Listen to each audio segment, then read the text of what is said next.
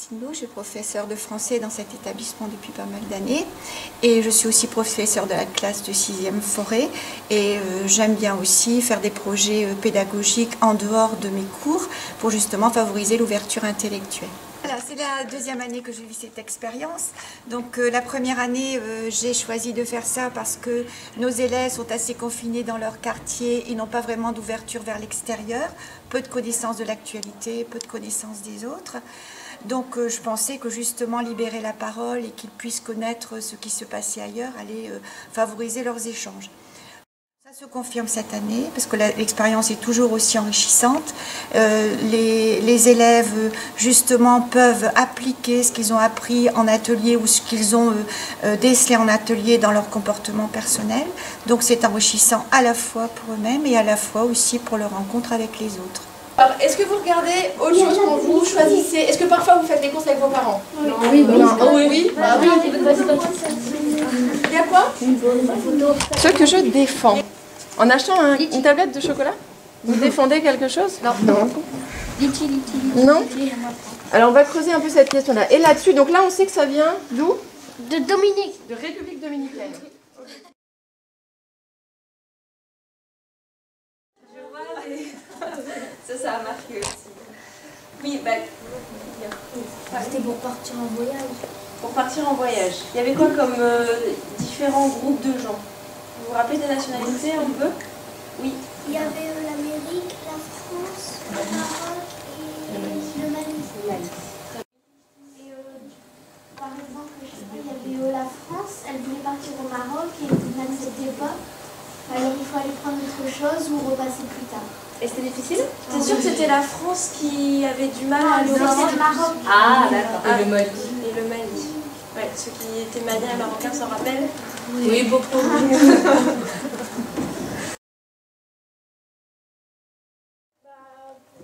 se sentir supérieur aux autres, que leur pays est au milieu. D'accord. Pour se sentir supérieur? Oui. Exemple, la carte, s'il l'a retournée et il a décalé, c'était exactement droit au milieu parce qu'il se sentait inférieur quand il était en bas à droite. Et vous auriez eu envie que la France, elle soit quelque part en bas à droite Elle est bien là. Vous pouvez mettre à plusieurs. Essayez de... Et vous, mademoiselle, vous allez regarder quelles informations vous avez sur ce paquet. D'accord? Est-ce qu'on a des informations pour ceux qui ont le chocolat au lait? Est-ce qu'on a des informations? Ça sent bon. En quoi? Les ingrédients. On a les ingrédients. Si, cette tablette contient 10 portions de cadeaux. On a même pas de Monoprix. C'est Monoprix, c'est un pays ça? Non, c'est un magasin. C'est un magasin, c'est eux qui produisent le chocolat? Non, ça vient de quelque part. Ça vient de quelque part, mais on ne sait pas d'où. Alors là, effectivement, sur cette tablette-là, à part les ingrédients, franchement, on ne sait pas grand-chose. Il y a marqué, emballé... Alors, pensez au tri, feuilles métal et feuilles papier à recycler. Alors, il y a un petit... Effectivement, il y a un petit logo, pensez au tri. Parce que ça ne veut pas dire que c'est emballage recyclé. D'accord, les petites flèches là que vous voyez souvent sur les paquets, ça ne veut pas du tout dire que eux recyclent, mais ça veut dire vous pensez à trier. Hein? Qu'est-ce qu'il y a? Je sais pas. L'habitat?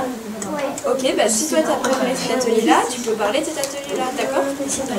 Vous réfléchissez un peu à l'atelier que vous avez préparé. Sur les En 1996, la première coopérative de cacao a bénéficié d'un commerce équitable. Un commerce équitable. Mais qu'est-ce que c'est? Ah, on a déjà Alors est-ce qu'il y a quelqu'un, en levant la main, qui pourrait me donner une définition à peu près du commerce équitable? Comment les autres vivent et travaillent?